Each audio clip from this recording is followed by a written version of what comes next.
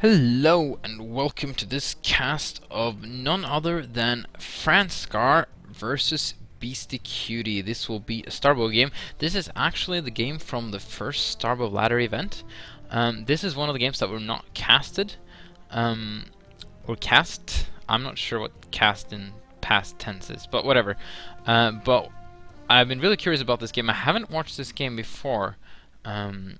And this was the game between Franscar and Beastyqt. I'm not going to spoil the results if you don't know anything about the ladder event, but one of the reasons I am casting it is because we saw the result, but we never saw the games. But regardless of that, Beastyqt in the teal Terran pieces, Franscar in the yellow Zerg pieces. Oh, okay, interesting. Franscar played Protoss most of the tournament, I think, but I think he plays. He race picks quite. I think his main race is Zerg, but when he plays versus Zerg, he plays Protoss, and he's gonna go for a 12 hatch. It seems nothing unusual in that. And actually, first one was for scouting, and the second one is a 12 hatch, of course. It's gonna be a match point. And Beastyqt is not going to wall off here, so he's gonna try and just rely on his. Wow, he's actually quite ballsy, I would say. He's gonna go for a 14 or 13 CC. I think it's a 13 CC in Starbow, and he's gonna put it right there as well. I feel maybe Franscar could punish this, but Franscar did go for the hatchery first. This is gonna be a very macro-oriented game, it seems, or at least the opening is gonna be very economic focused. And Franscar could try and pick off this SCV. No, he's just gonna go straight into main base, and Beastyqt sees the drone.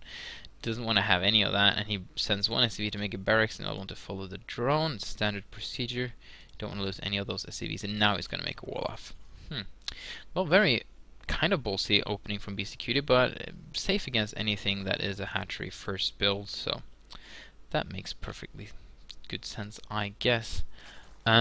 Both of these players are very macro-oriented. We have Zerg players on the Starbow ladder as the Red Bandit, who's a lot more aggressive focused, but here we have players who Beastyqt likes to sit on his bases and just defend and build up a big army and push, and I think Franscar is a little bit the same.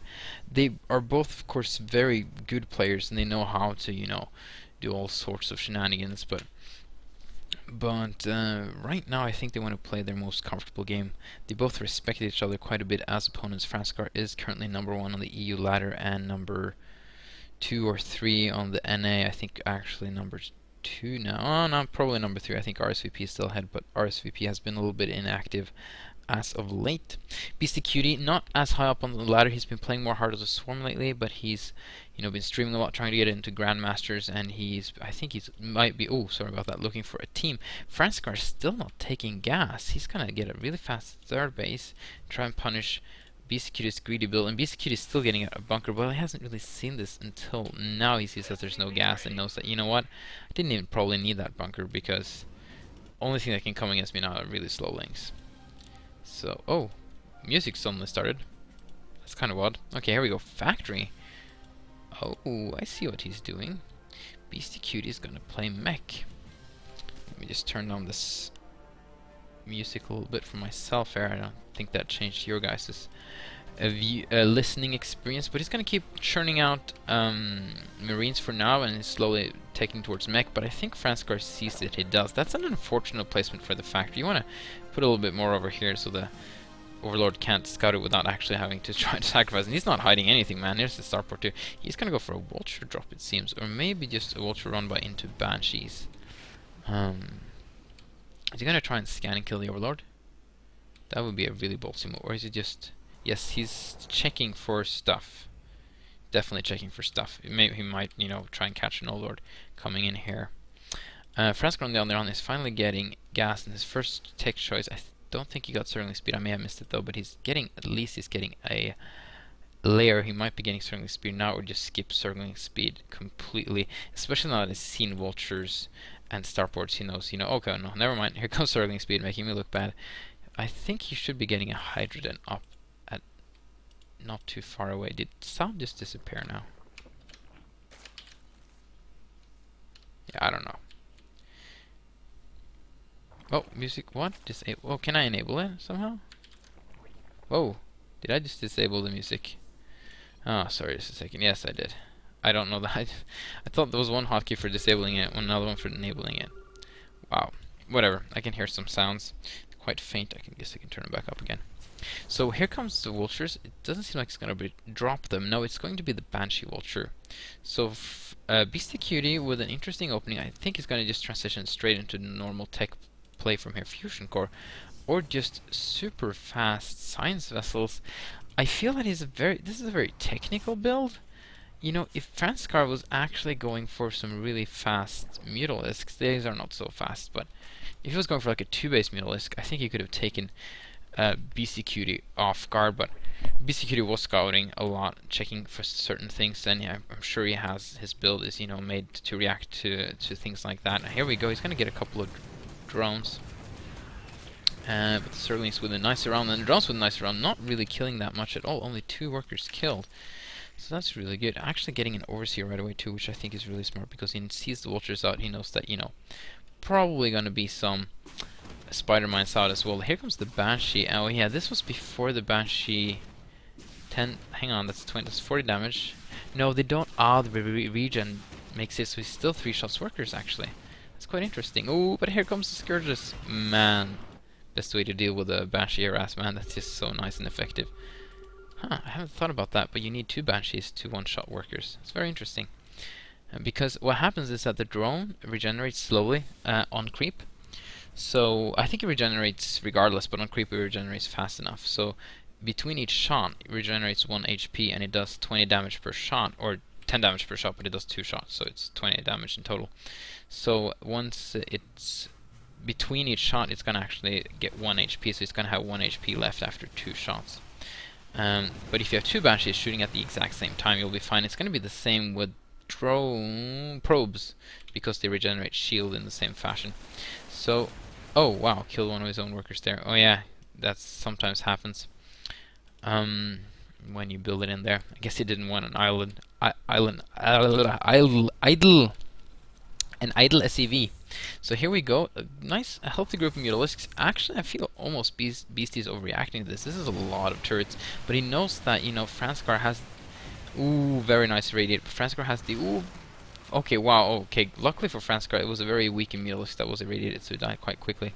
But, you know, Beastyqt knows that Franscar has the potential of making quite a bit of Mutalisks off of 3 bases, and these are quite late Mutalisks too, which means he could have saved up a lot of gas.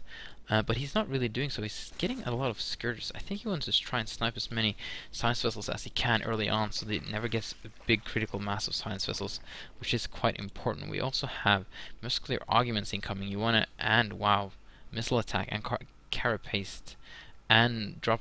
That's drop for overlord. No, that's the movement speed. Sorry, it's the other one that's drop. I mix those two up all the time. I just get both of them at the same time always. Ooh, he's gonna try and actually fight these Goliaths.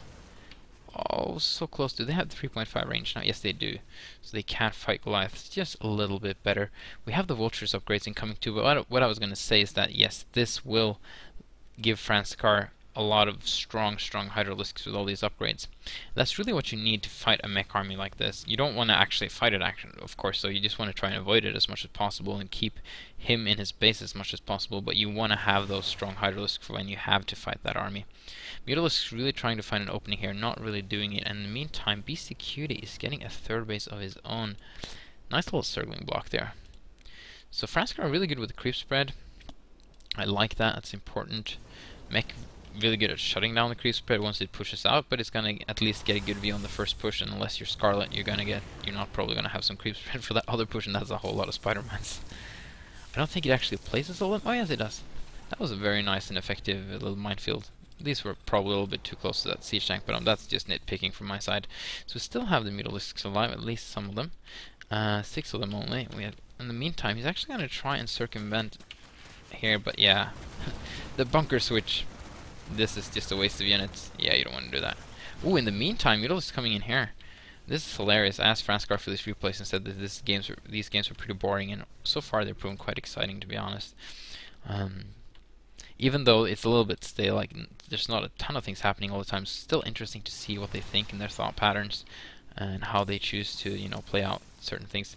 If you're not careful with playing Spider-Man, you're always going to get like a nice little pentagram like that. It's not a pentagram, but you know, it's 5 of them in a certain shape across, I suppose. So we got the strong Hydralisks. No, they're not that strong yet. We're getting there.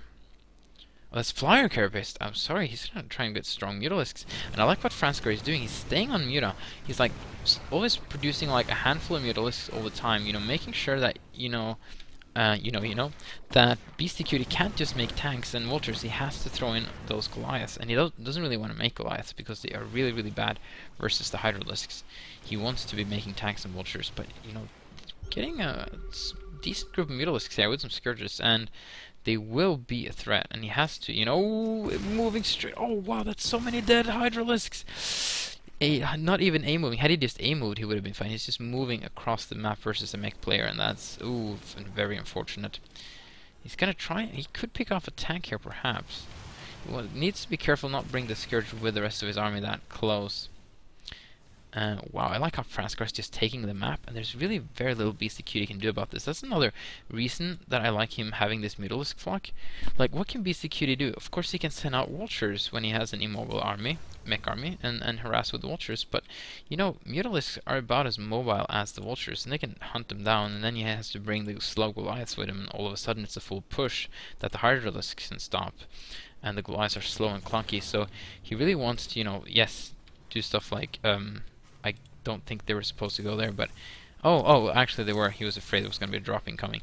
But he wants to have these vultures moving around and discovering and shutting down things like this, but he really can't at the moment. And I guess he scanned this drop because he's either scanned it or he has elite map hacks, but I suppose he scanned this because we got a dropping coming and he's really preparing for it. Or maybe he just knows the timing of Franscar. These guys play so much on the ladder that they start to like metagame each other quite a bit. And here we go. This is going to be a detrimental drop. Actually, it's going to still do some damage, but these mines are going to hold back the Hydralisk for now. And hopefully he can get some good mines surrounding these Hydralisks. Is he going to attack here in the meantime? He's going to try to... so we're going to try... Yeah, this is going to get shut down really hard. But all the science vessels came back. Oh, the Scourge is still going to sacrifice themselves. But that's not the biggest of deals right now. He's going to lose so many siege tanks to these Mutalisks.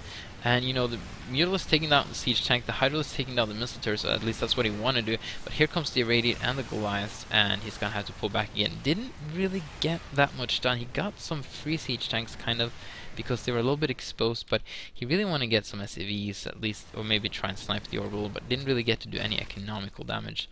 And right now, if we look at the units, lost tab, there we go. Yeah, it is quite in favor of Beastyqt. Is he going to Hive? He has the Hive. He has the Viper Nest. I don't think he's upgraded anything from it. You can use Vipers quite effectively versus Mech. Oh, in the meantime, though, going in with a... I like it going in with the Mutalisks because right now he killed a lot of missile turrets with that drop. So there's very little Beastyqt can do about this. And here comes another drop. You know, making way with the Mutalisk for the drop. And, ooh, the Siege Tank is already in position. I was going to take out a lot of Zerg units, but... gonna be able to clean this up. I just want to see his army movement in the meantime. A lot of stuff happening here. So he's gonna clean up this drop again with the help of the science vessels. Almost losing one. In the meantime, though, he's rallying these Hydralisks here to try and take out this command center, which I like a lot. The only thing I can defend with are vultures and SCVs because the main portion of his army had to pull back to defend. He's gonna try and pick up a science vessel or two. They're irradiating the Mutalisks, but right now that's not really what you want to do. You want to start irradiating big groups of Hydralisks, or hopefully some of the more valuable units like a Defiler that's going to come in later. And he gets the orbital command, and he's still in Beastyqt's base here. I feel Beastyqt falling apart a little bit, and Franscar just putting on the pressure. Beastyqt has not moved away from this ledge in a long time. He's just been staying back and defend, and he hasn't been defending that effectively either. He's been losing units left and right. And that you want to like defend effectively or cost effectively, so you can just come out with a doom push later on. And he's gonna keep the Hydras there to make sure he can't really expand here, and he can retreat over here if he has to. So I like that move. What Beastyqt really should do is place a lot of spider mines down here, so when he tries to force him to retreat, then he could oh, the scan just misses it. I love this drop play from Franscar, you know, abusing the immobility of Beastyqt, and he doesn't really have to do it right now because Beastyqt isn't even trying to move out, but he's just doing it anyway. And these are all Zerglings, they're cheap things. Oh, and I like the pooping the creep. Oh, with the Nidus Worm, he's gonna bring the Defilers in here. That's gonna be very effective. I hope he is, at least. Where is the exit? It's probably over here somewhere. I don't know where that exit is. Where is your... Okay, sorry, I'm not gonna look for it too much longer, but oh, is he gonna get it out in time? He does have 500 HP in Starbow, but it takes forever to make. And here we go. How much units can he puke out? And he can puke out quite a bit. There's some lurkers in there, and there's defilers in there as well. Oh, this is awesome. I wonder where is that entrance? I think I saw it. I just kind of missed it with my... Yeah, I don't know it. Oh, there it is. No, I didn't find it. Okay, I'm not going mental. So here's the nerve jammer to try and, you know, make sure these units don't do that much damage. Oh, and he really needs to get some more units through here, or else he's gonna stop. Okay, here he goes. He's gonna try and get more units out. He's gonna have to target down this greater, whatever it's called, Nidus network. But oh, here comes the Scourgers, killing off the Science Vessel, but he gets the Nidus Worm. That's big. That's a huge Nidus Worm, man. But in the meantime, the Franscar is just sitting on top of Beastyqt's production, getting another Nidus Worm incoming, and he might get this one up. He really needs to, yes, get the Dark Swarm up and going here. He was going to try and send the Defiler back into the Nidus Worm again. He really doesn't want to lose that Defiler, and he is... Here comes another Defiler with some more Dark Swarm. That was only a Defiler he sent through there. Okay, here comes more units. And Beastyqt has to focus all his attention to his main base at the moment. Another Crater Nidus Worm incoming. In the meantime, though, he's just going to try and push and do some damage because he can't really defend his main base that well, and he really doesn't like this matchup, and he taps out an incredible display of skill from Franscar, making Beastyqt look like, I don't know, like keeping him in his base the whole time. Yeah, that was a really boring game. That's right, Franscar. Okay, so we're going to go into game number 2, 1-0 to Franscar.